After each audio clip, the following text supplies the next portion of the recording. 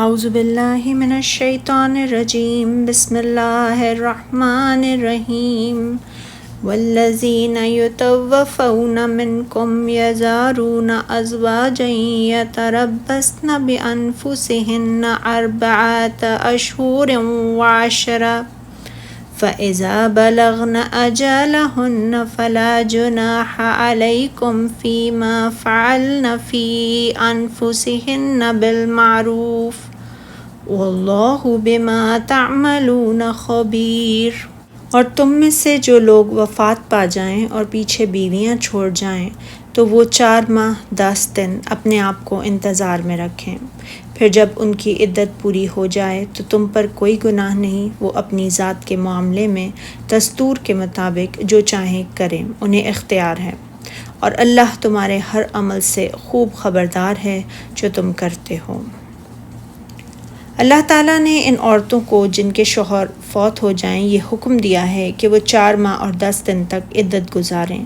یہ حکم سب عورتوں کے لیے ہے، خواہ ان کے شوہروں کا ان سے ازدواجی تعلق قائم ہوا ہو یا نہ ہوا ہو۔ اس سے صرف وہ عورت جس کا خاوند فوت ہو جائے مستثنیٰ ہے جو حاملہ ہو، کیونکہ اس کی عدت واضح حمل ہے، خواہ وہ شوہر کی وفات کے 1 لمحہ بعد ہی بچے کو جنم دے دے۔ اس کی دلیل ارشاد باری تعالیٰ ہے سورہ الطلاق میں، اور حمل والی عورتوں کی عدت واضح حمل بچہ جننے تک ہے۔ اور ارشاد باری تعالیٰ ہے پھر جب ان کی عدت پوری ہو جائے تو تم پر کوئی گناہ نہیں، وہ اپنی ذات کے معاملے میں دستور کے مطابق جو چاہیں کریں، انہیں اختیار ہے، اور اللہ تمہارے سب کاموں سے خوب واقف ہے۔ اس آیت کریمہ سے یہ بھی معلوم ہوا کہ جس عورت کا شوہر فوت ہو جائے تو اس کی عدت کے اس مدت میں سوگ منانا واجب ہے۔ صحیحین میں ہے کہ حضرت ام سلمہ سے روایت ہے کہ عورت نے عرض کیا، اے اللہ کے رسول، میری بیٹی کا شوہر فوت ہو گیا ہے اور اس کی آنکھوں میں تکلیف ہے، تو کیا ہم اس کی آنکھوں میں سرما ڈال سکتے ہیں؟ تو آپ صلی اللہ علیہ وسلم نے فرمایا نہیں۔ آپ نے 2 یا 3 بار فرمایا نہیں، پھر فرمایا یہ مدت 4 ماہ اور 10 دن ہے، جبکہ تم میں سے کوئی ایک زمانہ جاہلیت میں 1 سال تک انتظار کر کے مینگنی پھینکتی تھی، تب عدت سے فارغ ہوتی تھی۔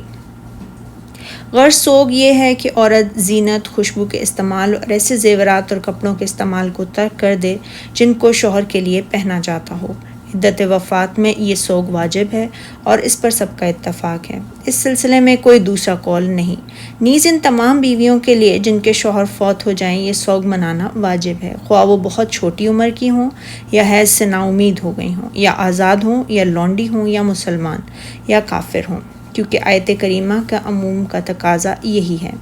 اور ارشاد باری تعالیٰ ہے یعنی جب یہ اپنی عدت پوری کر چکیں تو تم پر کچھ گناہ نہیں کہ جس چیز میں جو وہ نکاح کر لیں،